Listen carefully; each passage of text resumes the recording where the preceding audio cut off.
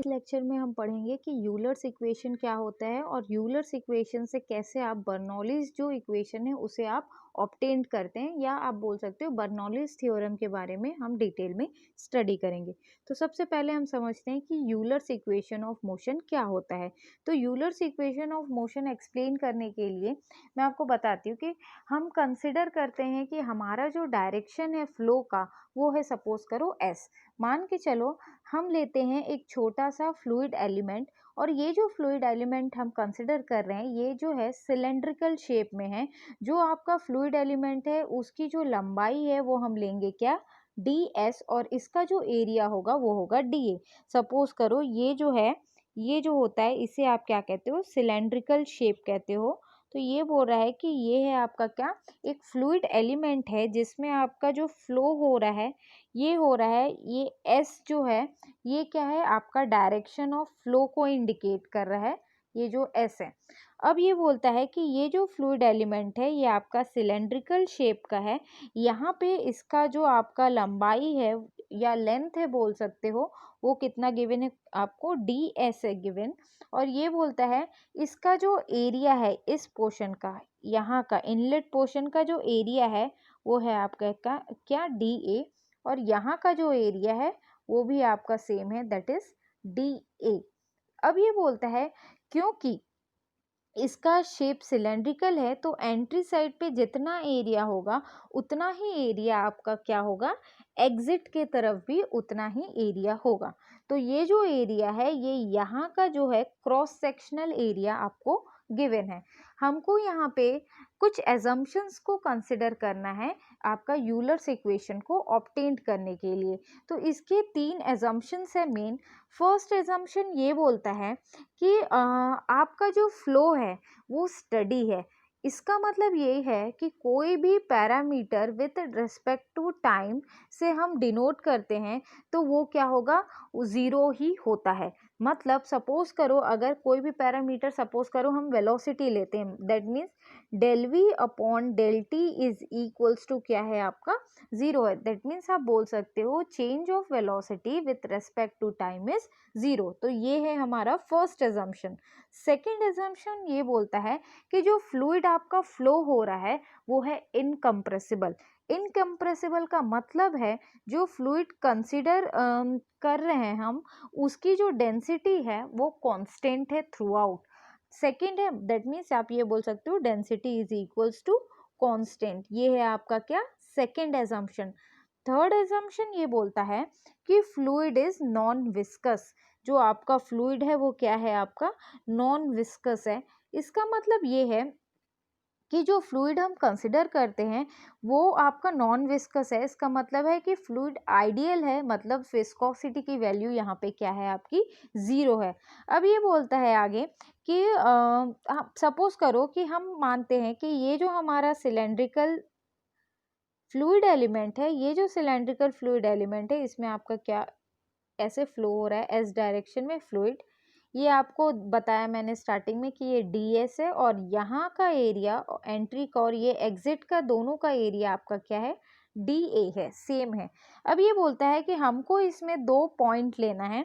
एक पॉइंट हम कहाँ पे ले रहे हैं, आपके एंट्री की तरफ ले रहे हैं, और दूसरा जो पॉइंट है हम कहाँ पे ले रहे हैं, एक पॉइंट हमको यहाँ पे सेंटर पे लेना है और एक पॉइंट हमको ये एग्जिट पे लेना है। तो ये एंट्री पे जो पॉइंट हम कंसिडर कर रहे हैं यहाँ पे उसको हम डिनोट कर रहे हैं कैपिटल ए से, और एग्जिट पे हमने जो पॉइंट लिया है उसको हम डिनोट कर रहे हैं कैपिटल बी से।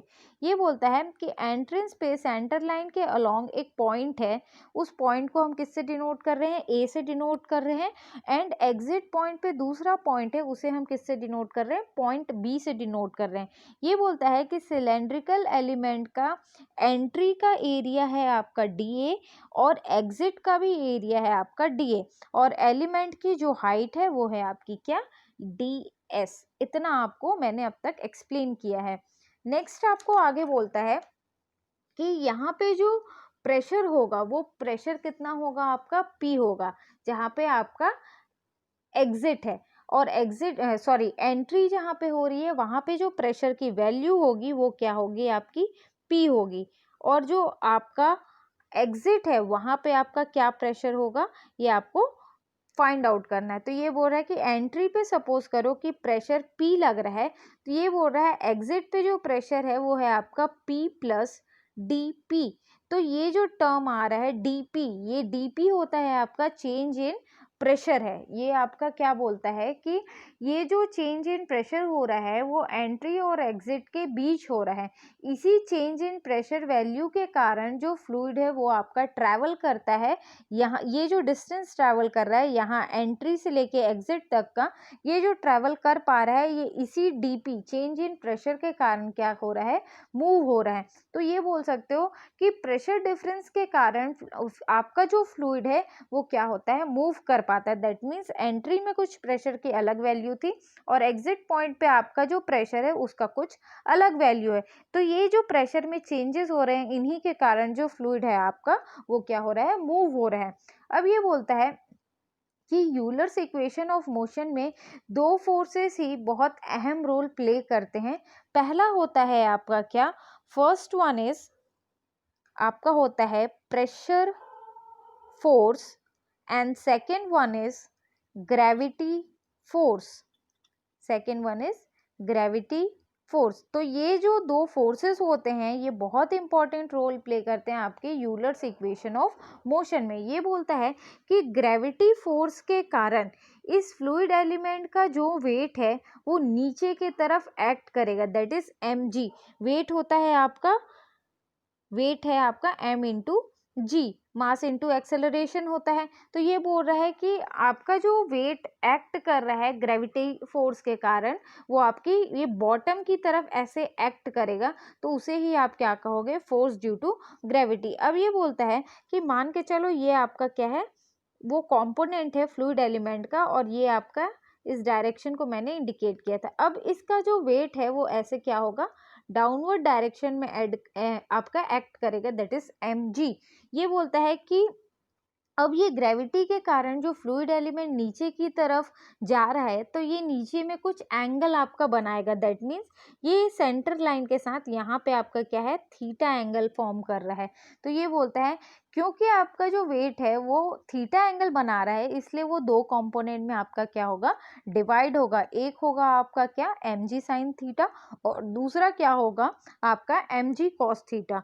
तो ये जो है, ये जो कंपोनेंट है ये आपका दो पार्ट में ऐसे डिवाइड हो रहा है।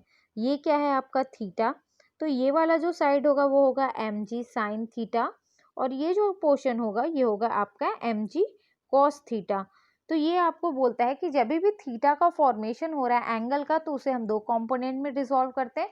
एक होता है आपका mg साइन थीटा और दूसरा क्या होगा आपका mg कॉस थीटा। अब ये बोलता है कि एक और चीज हम कंसिडर करते हैं, जो मान लीजिए ये कुछ सर्टेन डेटम लाइन से ऊपर है, दैट मीन्स ये बोल रहा है कि ये जो फ्लूइड एलिमेंट है, डेटम लाइन या डेटम वर्ड आप पहली बार सुन रहे होंगे। तो ये डेटम लाइन क्या होता है, एक फिक्स्ड रेफरेंस लाइन, जिसे रेफरेंस लेके हम क्या करते हैं, किसी की भी हाइट को मेजर करते हैं। तो ये जो रेफरेंस लाइन हम ड्रॉ कर रहे हैं इसे ही हम क्या कहते हैं, डेटम कहते हैं। तो ये बोल रहा है कि ये जो हमारा फ्लूइड एलिमेंट है इसका जो आपका यहाँ का जो हाइट है ये यहाँ सेंटर से मेजर करेंगे पॉइंट ए, ये जो पॉइंट ए है, और ये जो है आपका क्या है, पॉइंट यहाँ पे बी हमने कंसिडर किया था। तो यहाँ से इसकी हाइट मेजर करेंगे। तो ये अब ये जो हाइट है इसको हम z1 से डिनोट कर रहे हैं और ये जो डेटम की हाइट है z2 से। दैट मीन्स आप बोल सकते हो डेटम लाइन से पॉइंट ए का जो हाइट है वो है क्या, z1, और डेटम लाइन से जो आपका पॉइंट बी का जो हाइट है वो क्या है आपको z2। इस डायग्राम में आपको क्लियर दिख रहा होगा कि z2 की हाइट ज़्यादा है एज कंपेयर टू z1 से, क्योंकि ये जो फ्लूइड एलिमेंट है ये इंक्लाइंड मैनर में रखा हुआ है। अब ये बोलता है कि ये जो आपको z1 और z2 जो दो पॉइंट मिले हैं, अगर मेरे को यहाँ पे ये दोनों के बीच का डिफरेंस फाइंड आउट करना है तो हम कैसे करेंगे, मान के चलो ये डॉटेड लाइन से मैंने ये ड्रॉ कर दिया, तो मुझे ये हाइट को फाइंड आउट करना है। तो हम क्या करेंगे, Z2 माइनस Z1 करेंगे तो हमारा ये वाला पोर्शन का हाइट निकल जाएगा, क्योंकि हमारा ये जो टोटल हाइट है वो क्या है Z2 और यहाँ से हाइट है कितना Z1। तो जब Z2 माइनस Z1 करोगे तो आपको ये बचा हुआ हाइट निकल जाएगा। ये बचे हुए हाइट को ही हम क्या बोलेंगे, DZ, या आप बोल सकते हो DZ is equals to Z2 minus Z1 हो जाएगा। तो ये आपका क्या हो गया, डेटम का हाइट बता रहा है। अब ये बोलता है कि हमारा जो एक रिलेशन होता है, प्रेशर इज इक्वल्स टू क्या होता है आपका, प्रेशर इज इक्वल्स टू होता है आपका फोर्स अपॉन एरिया। अगर मुझे फोर्स की वैल्यू चाहिए तो मैं क्या करूंगी, प्रेशर इंटू एरिया कर दूंगी। तो ये बोलता है एंट्री, आपका जो एंट्री पॉइंट है वहां पे जो प्रेशर है उसके कारण क्या आपका होगा, प्रेशर फोर्स वहां पे एक्ट करेगा। तो ये आप बोल सकते हो कि प्रेशर फोर्स एंट्री पे कितना एक्ट करेगा। ये जो है, सपोज करो मैं लिख रही हूँ हमारा, मुझे पता है कि फोर्स का ये रिलेशन होता है। अब मैं क्या कर रही हूँ, फोर्स की वैल्यू को फाइंड आउट कर रही हूँ कि एंट्री पे कितना होगा, फोर्स एट एंट्री। तो वहां पे जो प्रेशर लग रहा था वो हमने कितना निकाला था, P। वहां पे जो एरिया है वो एरिया हमने क्या लिया था, DA। तो आपको पता चल गया कि फोर्स, प्रेशर फोर्स जो आपका एंट्री पे लगेगा वो आपका क्या होगा, P इंटू DA। अब हम निकालेंगे प्रेशर फोर्स एट एग्जिट। तो प्रेशर फोर्स एट एग्जिट क्या होगा, P एट एग्जिट पॉइंट पे हमने देखा था कि हमारा जो प्रेशर का वैल्यू है वो चेंज हो रहा था, that is P plus DP। ये हमारा था प्रेशर का वैल्यू एट एग्जिट पॉइंट पे, और वहां का जो एरिया था वो सिमिलर था आपका फर्स्ट पॉइंट, एंट्री पॉइंट के जैसा, वो था आपका DA। तो ये हमको मिल गया प्रेशर फोर्स की वैल्यू आपकी, सॉरी ये F है, हाँ, प्रेशर फोर्स की वैल्यू एट आपका एग्जिट पॉइंट। अब ये बोलता है कि pressure at entry will be more than pressure at exit. ये बोलता है कि हमेशा जो एंट्री के टाइम पे जो प्रेशर की वैल्यू रहेगी वो आपकी ज़्यादा रहेगी देन आपका प्रेशर एट एग्जिट। सो जो प्रेशर फोर्स रिस्पॉन्सिबल है फ्लूइड एलिमेंट को A टू B पॉइंट तक, that is in the direction of S, will be आपका क्या होगा, प्रेशर फोर्स। तो pressure force is equals to आपका pressure force at entry minus क्या होगा आपका प्रेशर फोर्स एट एग्जिट। ये बोलता है कि हमेशा जो आपका ये जो फ्लूइड एलिमेंट है, सपोज करो, तो ये बोलता है कि यहाँ जो A पॉइंट है ये एंट्री पॉइंट है, इस एंट्री पॉइंट पे जो भी प्रेशर लग रहा है वो आपका हमेशा एंट्री पॉइंट का प्रेशर ज़्यादा होगा as compare to pressure at exit point. तो ये बोलता है कि यदि हमको ये फाइंड आउट करना है कि हमारा फ्लूइड एलिमेंट को कितना आपका प्रेशर फोर्स लग रहा है इस A पॉइंट से B पॉइंट तक पहुंचने में, तो वो हम कैसे डिटरमाइन करेंगे, pressure force that is FP is equals to pressure force at entry minus pressure force at exit. तो ये आपका बताएगा कि आपको कितना प्रेशर फोर्स लग रहा है A टू B का डिस्टेंस ट्रेवल करने में। अब यहाँ पे हमने फाइंड आउट कर लिया था एंट्री और एग्जिट पे प्रेशर की वैल्यू। तो एंट्री के लिए हमारा प्रेशर का क्या वैल्यू था, P into DA minus exit पे क्या था हमारा, P plus DP into DA। अब आप क्या करोगे, इसको क्या करोगे, ब्रैकेट से ओपन करोगे। तो जब आप इसे ब्रैकेट से ओपन करोगे तो आपको क्या मिलेगा, FP is equals to PDA minus PDA minus DPDA। तो अब आप देख रहे होंगे कि प्लस माइनस कैंसिल आउट होगा, तो प्रेशर फोर्स आपको कितना मिलेगा, माइनस DPDA। तो ये है आपका प्रेशर फोर्स जो आपका फ्लूइड एलिमेंट को A से B के तरफ ले जाने के लिए रिस्पॉन्सिबल है। अब ये बोलता है कि जो भी कोई फोर्स किसी एंगल से इंक्लाइंड होता है, या बोल सकते हो जब भी कोई फोर्स किसी एंगल से आपका इंक्लाइंड होता है तो हम उसको जनरली दो कंपोनेंट में डिवाइड करते हैं, जैसा कि मैंने आपको पहले भी एक्सप्लेन किया, दैट इज आपका एक होता है साइन थीटा के साथ और दूसरा होता है कॉस थीटा के साथ। तो यहाँ पे हमने वेट को कंसिडर किया था, इसलिए हमारा दो कंपोनेंट में रिजॉल्व हुआ था, mg sine theta and mg cos theta. ये जो फ्लूइड एलिमेंट है जो बाहर जा रहा है that is mg sine theta, तो इस फ्लूइड एलिमेंट को हम कंसिडर नहीं करेंगे। इसका बोलने का मतलब ये है कि ये जो हमारा फ्लूइड एलिमेंट था इसमें हमने क्या कंसिडर किया था कि ये जो वेट है आपका डाउनवर्ड डायरेक्शन में एक्ट कर रहा है, ये आपका बना थीटा। अब हमने क्या किया था, इसको दो पार्ट में रिजॉल्व किया था। तो ये था आपका theta same as it is, ये था आपका mg साइन थीटा और ये था आपका क्या mg कॉस थीटा। तो ये हमारे प्लेन के अलोंग है, ये जो पोर्शन है हमारे प्लेन के अलोंग है, तो हम इसे कंसिडर करेंगे। और ये जो फोर्स है, ये जो पोर्शन है, ये हमारा क्या है, दूसरे डायरेक्शन में बाहर जा रहा है, इसलिए हम इसे यहाँ पे कंसिडर नहीं करेंगे। तो ये बोल रहा है देयरफॉर हम क्या कर सकते हैं, वेट इज इक्वल्स टू क्या कर सकते हैं, आपका वेट इज इक्वल्स टू आप क्या लिख सकते हो, therefore weight is equals to mg cos theta लिख सकते हो। ये आप कहाँ से निकाल लिए, आप डायग्राम से रिजॉल्व किए थे वहां से निकाल लिए। अब इसमें से हम डेंसिटी में कैसे कन्वर्ट कर सकते हैं, तो ये बोलता है कि आपका जो इसको हमको क्या करना है, डेंसिटी में आपका कन्वर्ट करना है। तो डेंसिटी में एक आपका कैसे कन्वर्ट होगा, मास को हम रो इनटू क्या लिख सकते हैं, वॉल्यूम लिख सकते हैं, क्योंकि डेंसिटी का जो यूनिट है वो क्या होता है आपका केजी पर मीटर क्यूब, और वॉल्यूम का क्या यूनिट होगा, मीटर क्यूब। तो मीटर क्यूब कैंसिल होगा, तो ये आपका कन्वर्ट हो जाएगा किस में, मास में कन्वर्ट हो जाएगा। तो ये जो टर्म है, इसको डेंसिटी को हमको मास में कन्वर्ट करने के लिए वॉल्यूम से क्या करना पड़ेगा, इसे मल्टीप्लाई करना पड़ेगा, तब जाके हमको जो डेंसिटी की वैल्यू है वो मास के अकॉर्डिंग मिलेगा।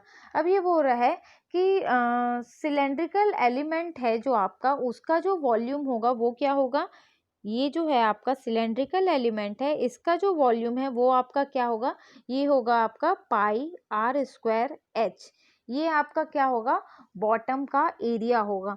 अब ये बोलता है कि ये जो आपका वैल्यू है इसको हमको क्या करना है, उस रिलेशन में पुट करना है। तो जब हम उसे उस रिलेशन में पुट करेंगे तो हमको क्या मिलेगा, rho into D A into D S into g cos theta. अब देखो ये जो डेंसिटी है ये आप समझ गए। अब हमारा क्या था दूसरा, मास इंटू वॉल्यूम हमको करना था। अब ये देखो ये जो पोर्शन है ये हमारा वॉल्यूम वाला पोर्शन है, दैट मीन्स डी ए क्या है, पाई आर स्क्वायर, और डी एस क्या है हमारा एच है। यही हमारा था क्या, पाई आर स्क्वायर एच, ये क्या था हमारा वॉल्यूम था उस सिलेंडर का। तो पाई आर स्क्वायर मतलब हमने क्या किया है, डी ए मान के रखा है एरिया का वैल्यू, और डी एस क्या है हमारा हाइट का वैल्यू है। तो पाई आर स्क्वायर एच को हम किससे डिनोट कर रहे हैं, D A into D S से। ये जो जी है ये एज इट इज आएगा और cos theta as it is आएगा। हम केवल एम की वैल्यू को रिप्लेस कर रहे हैं डेंसिटी इंटू वॉल्यूम से। तो ये हमारा निकल गया क्या, एरिया इंटू क्या कर रहे हो आप, हाइट कर रहे हो। एरिया का यूनिट क्या होता है, मीटर स्क्वायर, हाइट का यूनिट मीटर, तो ये किस में चेंज हो जाएगा, मीटर क्यूब में। और डेंसिटी का यूनिट क्या होता है, केजी पर मीटर क्यूब। तो मीटर क्यूब और मीटर क्यूब कैंसिल होगा, बाकी का टर्म आपका एज इट इज यहाँ पे आपको नोट डाउन करना है। अब ये बोलता है कि कंसिडर करते हैं हम क्या, कि हमारा जो पोर्शन है उसमें हम क्या करते हैं, ट्रायंगल कंसिडर करते हैं। मतलब ये जो हमारा पोर्शन बना था,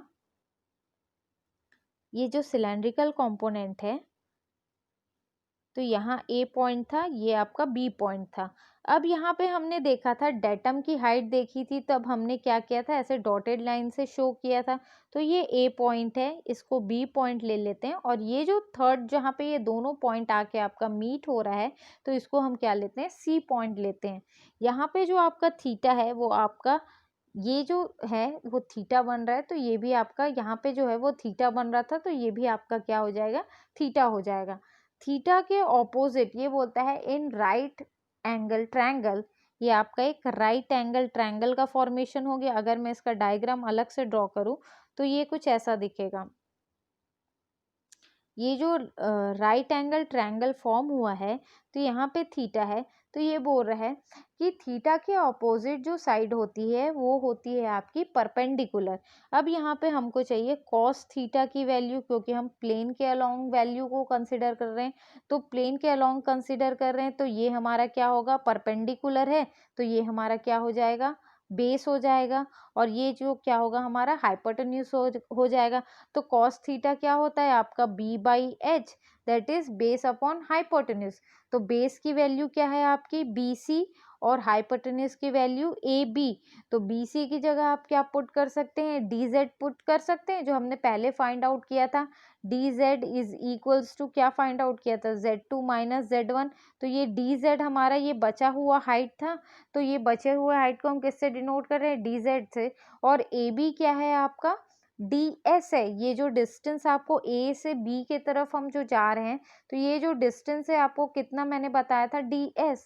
तो AB की वैल्यू क्या हो जाएगी यहाँ पे, DS हो जाएगी। तो आपको cos थीटा का क्या वैल्यू मिला, cos theta is equals to DZ upon DS हो जाएगा। अब क्या होता है आपका, therefore weight is equals to mg cos theta है। अब यहाँ पे हमको क्या करना है, मास की वैल्यू को चेंज करना है, आपका cos थीटा की वैल्यू को पुट करना है। तो अब यहाँ पे इस रिलेशन में W is equals to mg cos theta. अब यहाँ पे mg की जगह हम क्या पुट करेंगे, rho into DA into DS into G into cos theta. अब हम क्या करेंगे, rho into DA into DS into G into cos theta की जगह क्या हो जाएगा आपका, DZ अपॉन DS हो जाएगा। अब आप देखना कि यहाँ पे ये DS और ये DS कैंसिल आउट हो जाएगा, तो आपको क्या मिलेगा, rho into DA into G into DZ, आपको ये इक्वेशन ऑब्टेन्ड होगा। अब आगे बोलता है कि ये जो आपको ऑब्टेन्ड हुआ रिलेशन, ये हम किसके लिए निकाल रहे थे, ग्रेविटी के कारण जो फोर्स लग रहा है वो ग्रेविटेशनल फोर्स के कारण कितना है ये हम फाइंड आउट कर रहे थे। दैट मीन्स आप बोल सकते हो Fg gravity force due to gravity के कारण कितना वैल्यू आएगा, रो DA G DZ, ये आपका क्या है, फोर्स ड्यू टू ग्रेविटी। अब हम देखते हैं कि ये जो हमारा सिलेंड्रिकल आपका फ्लूइड एलिमेंट है, ये जो सिलेंड्रिकल फ्लूइड एलिमेंट है, इसमें जो है आपका डायरेक्शन ऑफ प्रेशर इस तरफ लग रहा है। ये जो है ये आपका डायरेक्शन ऑफ प्रेशर है, ये आपका इस डायरेक्शन था, ये आपका ये A पॉइंट था, ये आपका B पॉइंट था। यहाँ से यहाँ का डिस्टेंस जो था वो DS था, यहाँ DA था और ये आपका DA था। अब ये बोलता है कि जो आपका प्रेशर फोर्स का जो डायरेक्शन है वो इस तरफ है, जो आपका ग्रेविटेशनल फोर्स है वो नीचे की तरफ आ रहा है। मतलब जो फ्लूइड है वो जब जा रहा होगा तो ग्रेविटी के कारण जो फ्लूइड ग्रेविटेशनल फोर्स है वो डाउनवर्ड डायरेक्शन में आपका एक्ट करेगा, और जो फ्लो है वो ऊपर की तरफ जा रहा है। फ्लो मतलब जो फ्लूइड है वो ऊपर की तरफ आपका क्या हो रहा है, फ्लो हो रहा है। तो ये बोल रहा है जो नेट फोर्स रिस्पॉन्सिबल होगी इस फ्लूइड एलिमेंट को ऊपर की तरफ लेके जाने के लिए, वो होगी आपकी क्या, pressure force minus gravity force. ये जो प्रेशर फोर्स लग रहा है और माइनस करोगे आप क्या, ग्रेविटी फोर्स, तो आपको मिल जाएगा कि कितना फोर्स लग रहा है इस फ्लूइड को ऊपर की तरफ जाने में। तो आपका नेट फोर्स निकल जाएगा। तो आप लिख सकते हो net force is equals to pressure force minus force due to gravity. तो आपका नेट फोर्स निकल आएगा। अब ये बोल रहा है कि यहाँ पे जब आप वैल्यू को पुट करोगे तो आप FP की वैल्यू क्या निकाल लिए थे, फोर्स ड्यू टू प्रेशर की वैल्यू माइनस DP DA, और आपका FG का value force due to gravity अभी आपने निकाला, रो DA G DZ। तो ये हो गया आपका क्या, नेट फोर्स हो गया जो आपके फ्लूइड को फ्लो होने के लिए रिक्वायर्ड है। अब बोलता है कि by using Newton second law of motion, कोई भी फ्लूइड एलिमेंट अगर ट्रैवल कर रहा है तो उसके ऊपर जो नेट फोर्स पड़ने वाला है वो होता है आपका क्या, force is equals to mass into acceleration. क्योंकि आपका यूलर्स इक्वेशन में क्या कर रहा है, आपका Newton second law of motion को इसने कंसिडर किया है। अब ये बोलता है कि यहाँ पे F is equals to mass into acceleration को आपको क्या करना है, कंसिडर करना है। तो यहाँ पे आप क्या लोगे, F is equals to mass into acceleration. अब यहाँ पे आपका मास के जगह हमने क्या पुट कर दिया था, rho into D A into D s. ये हमने ऑब्टेन किया है। मास के लिए जो वैल्यू है ये है आपका क्या, rho into D A into D s, where d a आपका क्या है, पाई आर स्क्वायर है, और डी आपका एस क्या है, एच है।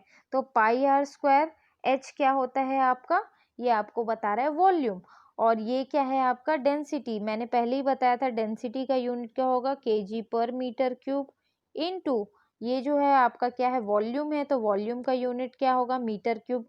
मीटर क्यूब कैंसिल, तो आपका जो वैल्यू मिलेगा वो किसका मिलेगा, मास का वैल्यू मिलेगा। अब ये बोलता है कि यहाँ पे जो आपका एक्सेलरेशन, हमने क्या रिलेशन लिखा है, f is equals to mass into acceleration. तो m का वैल्यू तो हमको पता चल गया। अब यहाँ पे हमारा बचा एक्सेलरेशन का वैल्यू। तो एक्सेलरेशन क्या है, change in velocity with respect to आपका टाइम। तो ये होता है आपका एक्सेलरेशन। अब ये बोलता है कि जो ये पार्ट है इसको हम कैसे रिजॉल्व कर सकते हैं, d we upon d S into D s upon d t, क्योंकि डी एस कैंसिल आउट हो जाएगा। अब ये बोलता है ए इज इक्वल्स टू, आप क्या लिख सकते हो, d we upon d S into we. ये जो है term d s upon d t, इसको हम क्या लिख सकते हैं, v which denotes v is equals to velocity, और velocity is equals to change in distance upon change in time होता है। तो यहाँ से हमको एक्सेलरेशन की वैल्यू ऑब्टेन्ड हो गई। अब हम इसको क्या करेंगे, हमारे इक्वेशन में पुट कर देंगे। तो F इज इक्वल्स टू क्या था हमारा relation, mass into acceleration. Mass की जगह हमने पुट कर दिया rho into D A into D S, और एक्सेलरेशन की जगह हमने पुट कर दिया D V by D S into we. ये हो गया हमारा एक्सेलरेशन का वैल्यू। तो यहाँ पे आप देखना कि आपका जो वैल्यू है, ये जो टर्म है आपका यहाँ से यहाँ तक का टर्म, ये है आपका मास का वैल्यू, और यहाँ से यहाँ तक का जो टर्म है वो एक्सेलरेशन है, एक्सेलरेशन का वैल्यू। तो ये है आपका क्या, force is equals to mass into acceleration. अब इस इक्वेशन में आप देखना कि यहाँ पे, सॉरी यहाँ पे ये जो है वो डी एस है, तो ये जो डी एस है और ये जो डी एस है वो कैंसिल आउट हो जाएगा। तो ये होगा आपका क्या, बचा हुआ इक्वेशन उसे हम क्या करेंगे, नोट कर लेंगे। वो होगा आपका क्या, net force is by Newton second law of motion. ये क्या हो जाएगा आपका, rho into D A into D V into we. ये हो जाएगा आपका क्या, इक्वेशन नंबर 2। और आप इक्वेशन नंबर 1 किसे लेंगे, इसके पहले जो आपने नेट फोर्स निकाला था, जहाँ पे आपने क्या लिखा था, net force is equals to, हमने लिखा था force due to pressure minus force due to gravity, उसको हम क्या लेंगे, इक्वेशन 1। अब हमको क्या करना है, इस इक्वेशन 1 और इक्वेशन 2 को हमको इक्वेट कर देना है। तो जब हम इसे इक्वेट करेंगे तो हमारा फ्रॉम इक्वेशन 1 हमने ऑब्टेन किया था minus D p d a minus rho d a g d Z is equals to rho d A into v D v. ये हमने ऑब्टेन किया अभी सेकेंड रिलेशन। तो इसमें आप देखेंगे कि अब हमको क्या करना है, दोनों साइड पे, दोनों तरफ पे हमको हमारा डिवाइड करना है रो जी डी ए से, हमको इसे दोनों इक्वेशन को क्या करना है, डिवाइड करना है। तो जब हम डिवाइड करेंगे तो हमको रिलेशन मिलेगा minus D p d a upon rho g d a minus rho d a g d z upon rho g d a is equals to rho d A into v D we upon rho g d a, ये हमको मिलेगा। तो अब आप देखना आपका यहाँ पे क्या क्या टर्म कैंसिल आउट होगा। ये cancel out, D A cancel out, then यहाँ पे rho cancel out, G cancel out, D A cancel out, फिर rho cancel out, D A cancel out. अब आपका बचा हुआ टर्म क्या हो जाएगा आपका, यहाँ पे मिलेगा आपको D P minus D P upon rho G minus D Z is equals to V D we upon G, ये टर्म मिलेगा। अब हम इसे एक्सचेंज आपका अरेंज कर लेंगे, ये आपका नेगेटिव में तो पॉजिटिव में, तो क्या हो जाएगा v D we upon g plus d P upon rho g plus d Z is equals to 0। ये होता है, ये जो इक्वेशन आपको अभी मिला लास्ट में, इसी इक्वेशन को हम क्या बोलते हैं, यूलर्स इक्वेशन ऑफ मोशन बोलते हैं। जब हम यूलर्स इक्वेशन ऑफ मोशन को इंटीग्रेट करेंगे तो जो हमको इक्वेशन ऑब्टेन्ड होगा वो होता है हमारा बर्नौलीज इक्वेशन ऑफ मोशन मिलेगा। तो वो क्या कहलाएगा आपका बर्नौलीज इक्वेशन ऑफ मोशन। तो यहाँ पे जो स्लाइड्स आपको दिखेंगी तो इसमें ही जो एजम्पशंस है उसको एक्सप्लेन किया है। देन आपका जो अभी मैंने डायग्राम एक्सप्लेन किया था वो जो आपका सिलेंड्रिकल एलिमेंट, उसे आपको यहाँ पे एक्सप्लेन किया है। ये जो हमने छोटा सा triangle, right angle triangle consider किया था उसे यहाँ पे कंसिडर किया है। देन आपका स्टेप बाय स्टेप उसी प्रोसेस को फॉलो करता गया है जिसे अभी मैंने आपको एक्सप्लेन किया है। अब हमको क्या करना है, बर्नौलीज इक्वेशन को ऑब्टेन करना है from Euler's equation of motion. तो ये होता है, ये हमारा यूलर्स इक्वेशन था। इस यूलर्स इक्वेशन को हमको क्या कर देना है, इंटीग्रेट कर देना है। तो हमको मिल जाएगा क्या, हमारा बर्नौलीज इक्वेशन। तो ये होगा आपका क्या, P by g P by rho plus g z plus v square upon 2 is equals to constant. इसको अगेन हम अरेंज करेंगे तो क्या हो जाएगा आपका, ये जो जी है उसको आप क्या करोगे, डिवाइड करोगे आपका, तो आ जाएगा P by rho g plus z plus v square upon 2g is equals to constant.